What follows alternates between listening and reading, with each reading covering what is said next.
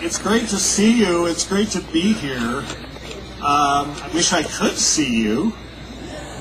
You're just, I see a number of lights out there, and, you know, it's sort of like being on a weak acid trip or something. I can't really see you because the lights are in my face, but I know you're there. So, and I'm here, and so we're going to talk. It's a real pleasure, again, to be invited here. I'm really pleased to see Eureka Springs. It's a fantastic place. And I want to thank the folks that organized this and got me here. It's been difficult to get here, but here we are. And tonight, well, as you can see already, the title of my talk is, I'm not in the way of it, is Defeating the Death Culture. Sometimes I wish someone would defeat the technology. We've had no end of technological challenges getting this simple PowerPoint on this computer from my computer. But I won't bore you with that. I think we're ready to go. I had to translate it into QuickTime, so I don't know if it's going to totally work, but it's pretty simple anyway. So I'm just gonna forge ahead and hope for your indulgence if things go off track here. Most of you that have heard me talk, you know I'm an ethnobotanist or ethnopharmacologist, whatever you want to call it. And usually I present a lot of scientific data and a lot of downloads for you to mull over and think about. But I'm not going to do that tonight. I'm going to talk in a much more general sort of way about some things that I think we all could do some thinking about. And so, hence, this is the title of my talk, is The Death Culture, or it could be called The Death Culture and How to Defeat It, but I guess that's a little more awkward. So, hopefully, the technology will cooperate. So far, so good. In some ways, the dynamic tension between the fascination between and the dynamic polarity that exists between life and death can be embodied in this notion of the tension between eros and thanatos. These are Greek terms that symbolize this dynamic tension, and it's actually a term in Freudian psychology. I know that he's not popular anymore, we're probably all Jungians, but he had a few good ideas. And I think these concepts are among them. We have in our culture, particularly in Western culture, we have this fascination with death. We are fearful of it. At the same time, in some twisted way, we're also attracted to it. And a lot of our preoccupation with death is distorted and is really infused into Western consciousness by Judeo-Christianity. Christianity tells us that we are inherently flawed beings. We are born into sin. We all have original sin. And that Christ died for our sins. Christ suffered and died for our sins. And we are supposed to be grateful for that. Our salvation is not to be found in this world. It's not to be found in this life. It's to be found in heaven. They usually don't get too explicit about where heaven is. We're told that we have to reject the temporal world as somehow inherently evil. The very things that sustain life are devalued by the Judeo-Christian tradition. Our job on this planet, our job in this life is to suffer and ultimately to die. And to go to our reward in heaven. Heaven is a place where nothing ever happens. So what is the sin that they're talking about? This original sin that we're supposed to feel guilty about, and that we have to be ashamed about, and we have to suffer and regret all of our lives because of this sin that apparently we're born with. Well, the sin is the sin of consuming the fruit of the tree of knowledge. The sin is the sin of becoming conscious, of becoming human, of becoming minded. In some sense, it's the sin of the descent into history, the realization of our biology, the realization of our mortality, shedding the monkey mind. That's the sin. The sin is to realize that, yes, we are biological beings. We have a limited life on this earth. We have a mind. We have free will. This is the sin that they bludgeon us with, that we're supposed to feel guilty. And it's a catch-22, because in a sense we would not be human if we had not committed this original sin. But we are conscious beings. We're distinct from mindless nature. And this attitude permeates Western culture and has created this unhealthy preoccupation with death, leading us to reject nature, leading us to reject our own biology, our sexuality, which is certainly part of our biology, ecstasy. Watching Govinda's concert, I saw far too much of that going on. No, you should be behaving yourselves. You're not supposed to be having a good time here. Your job is to suffer. Your job is to focus on the salvation of your immortal soul. Well, there you go. Right. So it's this permeation and this preoccupation with death that has transformed our Western civilization, the Eastern ones not so much, but the Western Judeo-Christian civilization is a death culture. It's a culture that does not remark the mega deaths of millions, but will want to implement laws to put people in jail for having an abortion. You know, this does not make sense. And the death culture is very clever and very good masters of rhetoric. It likes to distort the rhetoric of the life culture to its own ends. Death culture in the meme wars, in the wars of ideas, in the wars of words, between these polarities of Eros and Thanatos, represents itself and even calls itself the culture of life. So, what do they mean by the culture of life? Well, here's some of the death culture values that we're expected to think about, and we're expected to accept.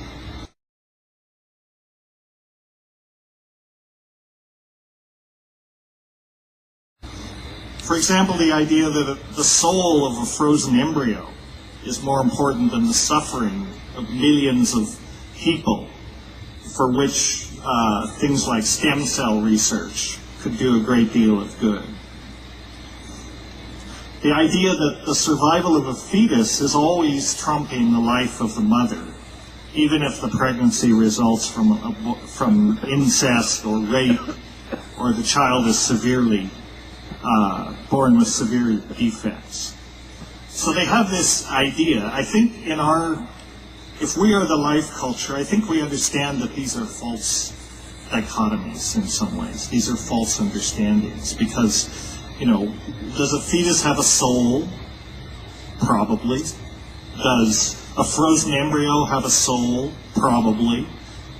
But extend that a little further beyond. Does a single cell have a soul? Probably. I think that in our culture we understand that soul, that mind, that consciousness is not something that requires even a brain or a nervous system. It's something that permeates reality. A blade of grass has a soul. A plant has a soul. A rock has a certain kind of a soul. So it's an absurd argument, really. I mean, I can scratch a little dandruff off my head. I've just aborted, 5 or 6 million cells. Any one of which, knowing what we know about DNA, could be developed into, a fully functional human being, given the technology that we have. Is anybody arguing that we should, preserve the souls of our epithelial cells? Every time we take a shower, we're guilty of mass murder. It's just not realistic, and yet it is these absurd concepts that sort of frame the discussion of these issues in our political and cultural conversation, if that's what you can call it. You can't really call it a conversation because usually it's people with staked out positions talking past each other. There's no real conversation that goes on anymore. And another odd thing about the death culture, they will go to any lengths to preserve the soul of an embryo. But once you're born, forget it. Their emphasis is on quality of life, not on quantity of life, not on quality of life. Once you're born, you're pretty much on your own. And under the precepts of the death culture, you're not even permitted to die with dignity. However degraded life may be, it must be preserved at all costs. Decades spent on a respirator is preferable to being allowed to cease your suffering and die in a dignified way. Does this make any sense? I don't know. Not to me. I think not to a lot of people if you think about it. And yet, it's very hard to have a conversation about this. So, here are a few death culture values that we can talk about. Dick Cheney has said, if I can get this out of here, I can.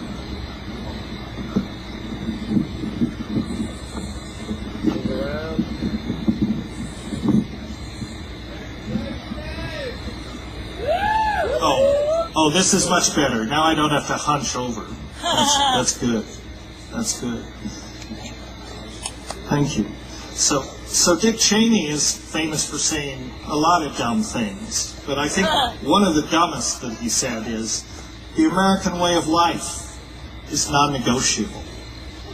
Well, what that means to me is, well, here we are, we're a consumerist culture, we live large on the planet, we consume 25% of the world's resources, and we're less than 5% of the world's people. But we will go to any length to preserve that way of life, this thoughtless, unsustainable way of life. In the conversation that they want you to swallow, economics, it's always about jobs. Jobs are always more important than the environment. Jobs are always more important than sustainability. Well, jobs are important, no doubt about it. But if there's no environment for us to live in, if we've managed to destroy the planet, it's not going to matter whether we have jobs or not. And yet this notion that we can live sustainably, we can live in a way that is in harmony with nature, that has a light impact on nature, is not considered part of the American dream. It's not considered part of the capitalist worldview. This is a group that likes to have things like the Republican National Convention, and I'm not just confining this to the Republicans. They just happen to be an easy straw man that you can hold up. But rather than discussing these issues, they like to have big conventions, like in the St. Paul Excel Center that they had a few weeks ago. Instead of actually discussing the issues about our use and overuse of the world's resources and our depletion of petroleum and everything else, they like to get up and chant things like, drill here, drill now, drill everywhere, and this kind of thing. It sounds good, when it's going on, but it's not really a conversation and it's not really a solution. And anyone who is not part of this mindset who hears this. What can you do except despair? You know. So, one of the attitudes that this leads to is the notion that we are not part of nature. We are the rulers of nature. Nature exists for us to be owned, commercialized, for us to exploit it, for us to control it, for us to criminalize it when that becomes necessary, and ultimately for us to destroy it if we feel that that's necessary. And this is part of the inheritance of this Judeo-Christian perception that nature is devalued because nature is part of this world, and our world, the reward for us comes in the next world. So it leads us to devalue nature, and it leads us to feel that we don't have we don't have a stake in the game. Nature can fully be destroyed, and yet we will go on to our reward in heaven. Well, I don't know, as I said before, where heaven is, but I'm damn sure that, it's not on Earth if we manage to completely destroy the planet. A few more death culture values that I think we need to think about and try to bring into this conversation. Ronald Reagan was famous for saying, government is not the solution to the problem, government is the problem. Well, some people may think that. I mean, there's certainly in some ways much too much government. But I think the difference between the death culture and the life culture is our perception of what government should be doing. I mean, government can do good things for people if it sets its mind to us. Universal health care, this kind of thing. I mean, the part of the perception of the death culture is that it's not about government. It's not about power. One of the criticism, it is about power. One of the criticisms that's been labeled against the last administration was that they were very good at winning elections. They were very good at politics. They were lousy at governance. They were lousy at governance because their philosophy is that government has no function. Government is the problem. So their notion is to undermine government as much as possible, to undermine all the potentially good things that it might do.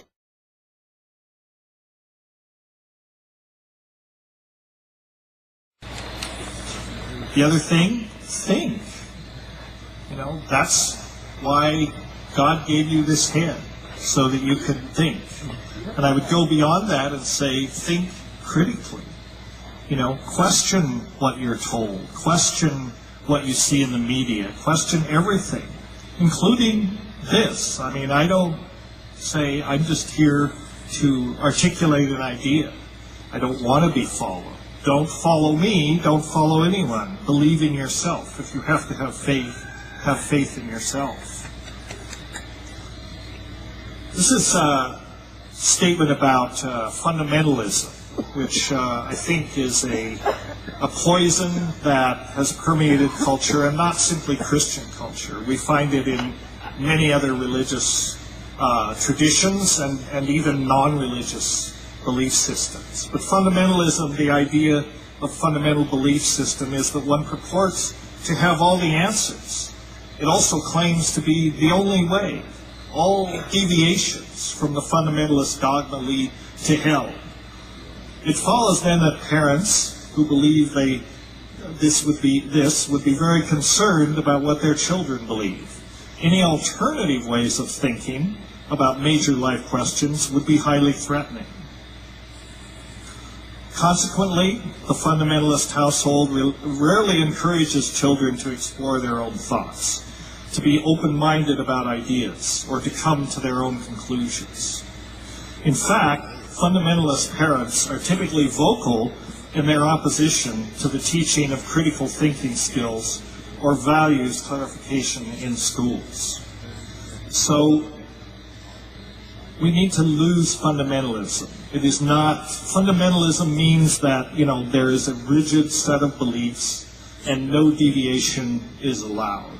It's not useful for clarity. It doesn't really help us understand and we need to understand. Another aspect of this is you're entitled to your opinion, but not to your own facts. Here's an interesting statement. We're an empire now. This is probably Karl Rove. It's put as a senior Bush aide, but it was probably Karl Rove. We're an empire now, and when we act, we create our own reality. And while you're studying that reality, we'll act again, creating other new realities, which you can study too. And that's how things will sort out. We're history's actors, and you, all of you, will be left to just study what we do. So, yeah, well, we've seen the consequences of what happens when an entire administration decides that they create their own reality. Yeah, they haven't been in the reality-based community for far too long. And the real reality has a way of sort of, interfering with that agenda, as we've seen, as the wheels have come off. So, not so good. The fact that an opinion has been widely held, there's no evidence whatever that it is not utterly absurd. Indeed, in view of the silliness of the majority of mankind, widespread belief is more likely to be foolish than sensible. So this is something that's worth keeping in mind. What about reason? He that will not reason is a bigot. He that cannot reason is a fool, and he that dares not reason is a slave. Reason is one of the things that this thinking mind can do. We should demand reason. We should demand that reason once again become part of the political dialogue and the cultural dialogue on the part of our leaders and the meme generators that run the cultural conversation. Question. Yes, sir. Is there a paradigm beyond reason? Not a good one. Yeah, probably. There probably is a paradigm beyond reason. But I'm not saying that reason, this goes back to what I said about how little you know. I'm not saying that there are not other ways of knowing that are not necessarily logical or reasonable. But I think reason is a good place to start from, particularly when you're having these conversations. In other words, what is the opposite of reason? The opposite of reason is unreason.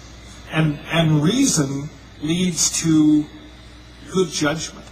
I don't think any society has ever managed to destroy itself because of a spontaneous outbreak of reason. But many societies have destroyed themselves with spontaneous outbreaks of unreason. And this is what we see. So Richard Dawkins, who I agree with about some things but not others, has said, reason built the modern world. It is a precious but a fragile thing, which can be corroded by apparently formless, harmless irrationality. We must favor verifiable evidence over private feeling. Otherwise, we leave ourselves vulnerable to those who would obscure the truth. Again, I'm just putting these ideas out for you to mull over, and hopefully we'll have a little time to talk about it. The other thing that's very important is to recognize the limitations of our knowledge, which goes to what this gentleman over here said. We must never assume that we have it figured out, because we do not have it figured out. This is a famous statement of Don Rumsfeld, who said a lot of stupid things in his day, but actually I kind of like this. This is kind of a Zen-like Cohen. He said, as we know, there are known knowns. There are things we know we know. We also know there are known unknowns. That is to say, we know there are some things we do not know. But there are also unknown unknowns, the ones that we do not know we do not know. A profound statement from a major jerk. Occasionally, they get it right. He didn't know, of course, what he was saying. A man who knows how little he knows is well. A man who knows how much he knows is sick. So that's the thing. And I think I would say to the scientists out there, especially, we don't have it nailed down. The expanse of our ignorance is always going to greatly outpace this tiny sphere of what we think we understand. And as new paradigms emerge, that tiny sphere may be turned topsy-turvy very quickly. The other thing is, the little that we do know, or that we think we know, we should share. We should share with our brothers and sisters. And that involves three things, at least. One is to listen. You have to listen in order to learn. And that's the other part.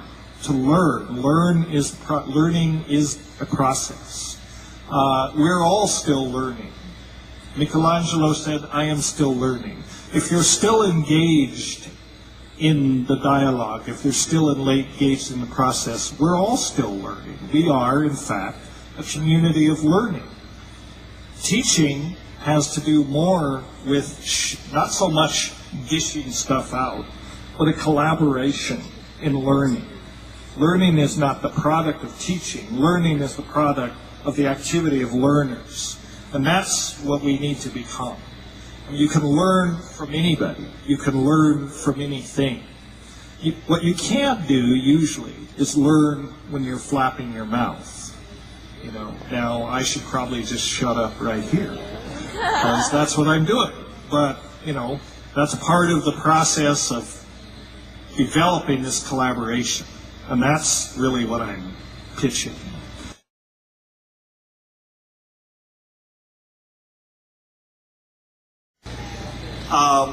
And rock and roll, well, where does that fit into it? Well, I think some of the people that were having their ecstatic experience understand that, but look at it in terms of biology. What is biology? What are these systems? They're not simply, I'm a bag of protoplasm, true.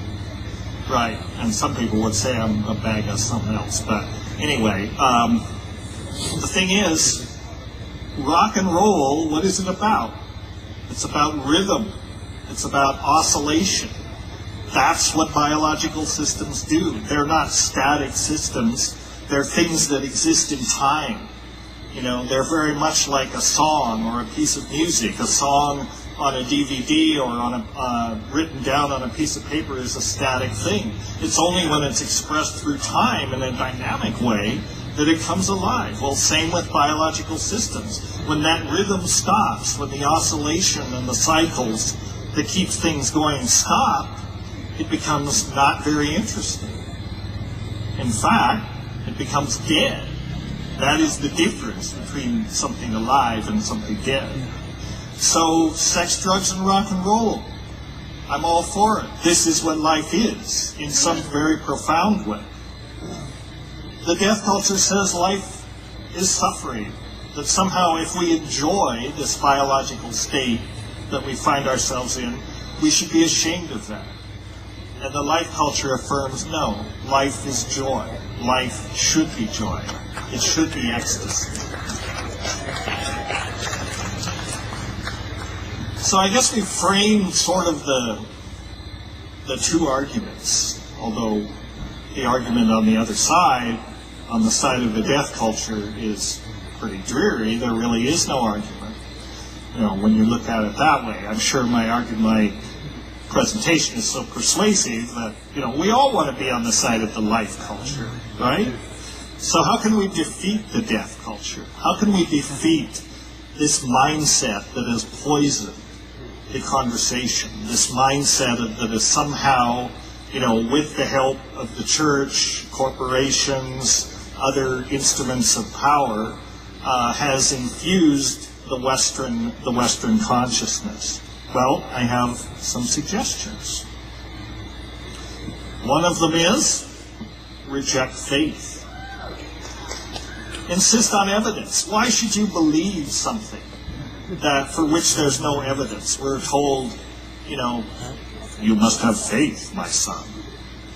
Well, yeah, I have faith, all right. I have faith that everything you've been telling us for the last 2,500 years or so is a lie, and I have faith that you will continue to lie into the future, so that's my faith. And it actually happens to be backed up with considerable evidence. So, we must make a distinction between faith and belief. Belief is fine. You can have belief, but you can also have a lot of evidence to support your beliefs. And that's the difference. Faith has no evidence. Faith is being asked to believe something without evidence because we want to. Think. This is another thing. The reason that we have this hypertrophied brain, whether it was given to us by God or by Darwin, was so we can use it. Our job is to use it. We have a brain, we may as well use it. It's important also to note opinions and beliefs do not equal facts. Sometimes they can be congruent with the facts, sometimes not. There can be some degree of overlap or not. But opinions are not facts. Rely on reason. What's wrong with reason? Why should I have to get up here and promote reason? Why? We're a psychedelic culture. We're the counterculture. We're the ones that people say, well, they're just wackos and, they have no... And yet we're the ones that have to stand up and demand that reason be part of the conversation. It doesn't make any sense. The other thing is, the other side of this coin, know how little you know.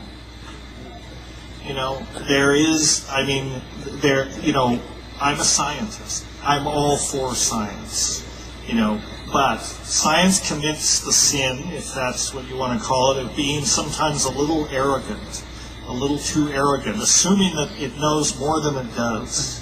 Science only understands a tiny slice of reality, and by the nature of the scientific enterprise, that's fine. That's what it does. It focuses on something very small, a very tiny slice of the whole picture, and it studies it in great detail. And that's wonderful. But it should beware, and actually, other endeavors like it should beware of assuming that we know more than we know. Because in fact, we don't know shit. And share what you do know. That's the other thing. The way that we change the deaf culture is to share information, to teach others, to have real conversations that are not simply slogans, to think and share our thoughts. Distrust the media. I don't think I really have to say any more. The media is a tremendously powerful medium, being what it is, and in the current cultural context, one of the most poisonous tools that the deaf culture has to wield against us. Now, we're in the process of developing weapons that will fight this, or tools that can be used to counter it, which is why things like the internet are so optimistic and hopeful, because those are things that individuals can wield to counter the mass poisoning of consciousness that the corporate media wants to propagate. Don't follow. This goes back to think for yourself. And in our culture, and in a sense, really in all cultures, especially in the deaf culture, there is a tendency to follow. We want to find a leader, find a wise person, a guru, a shaman, a messiah or whatever, and sit at their feet and follow. Well, this is exactly what they've been wanting you to do, and this is fine. It's not that you can't be wise, and it's not that you can't follow, but don't follow mindlessly. That's the thing. Demand evidence. And finally, spread heresy. Spread these ideas. So let's talk a little bit about each of these things. Faith. Faith has been called the enemy of reason. Faith is essentially belief without evidence. Thomas Huxley said the deepest sin against the human mind is to believe things without evidence. And this is essentially what faith is. Who needs it? Sam Harris, who wrote an interesting book called The End of Faith, noted that the only angels we need invoke are those of our baser nature, reason, honesty, and love. The only demons we must fear are those that lurk inside every human mind: ignorance, hatred, greed, and faith, which is surely the devil's masterpiece. Kind of a odd statement, but... And this fellow, H.L. Mencken, said faith may be defined briefly as an illogical belief in the occurrence of the improbable. So, I call on you to reject faith, which is not the same as rejecting belief. Embrace belief if you can find the evidence for it. If you can back up your belief with evidence, then fine. And nothing is ever ultimately proven or disproven. I mean, if you know science, you know that this is true.